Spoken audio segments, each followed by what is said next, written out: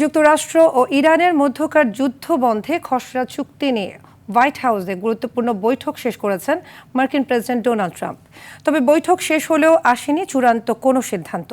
ওয়াশিংটনের কড়া শর্তের মুখে হরমুজ প্রণালী নিয়ে চরম হুঁশিয়ারি দিয়েছে ইরান। বিস্তারিত আজহার স্বপ্নিলের প্রতিবেদনে।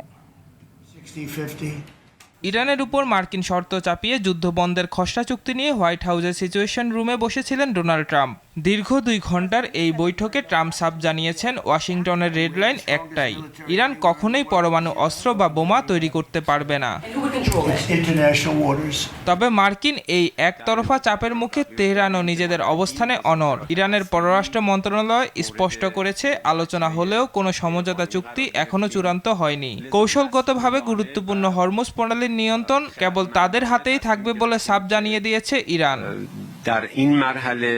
এই টানাপোড়েন আর কূটনৈতিক জটিলতার মধ্যেই ওয়াশিংটনে মার্কিন পররাষ্ট্রমন্ত্রী মার্ক রুবিওর সঙ্গে জরুরি বৈঠকে বসেছেন পাকিস্তানের পররাষ্ট্রমন্ত্রী ইসাক দার। ইরান ও আমেরিকার মধ্যকার এই যুদ্ধ বন্ধে প্রধান মধ্যস্থতাকারী হিসেবে পর্দার আড়ালে বড় ভূমিকা রাখছে পাকিস্তান।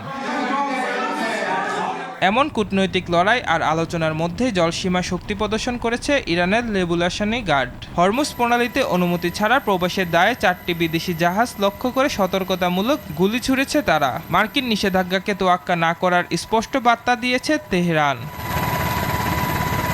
এদিকে উদ্ভূত পরিস্থিতির মধ্যেই সিঙ্গাপুরের নিরাপত্তা সংলাপে মার্কিন প্রতিরক্ষা মন্ত্রী পিটার হেগসেথ কড়া হুঁশিয়ারি দিয়েছেন। তিনি স্পষ্ট করেন, বৈশ্বিক মনোযোগ যেখানেই থাকুক, ইরান যেন কোনোভাবেই পরমাণু অস্ত্র না পায় তা নিশ্চিত করতে বদ্ধপরিকর ওয়াশিংটন।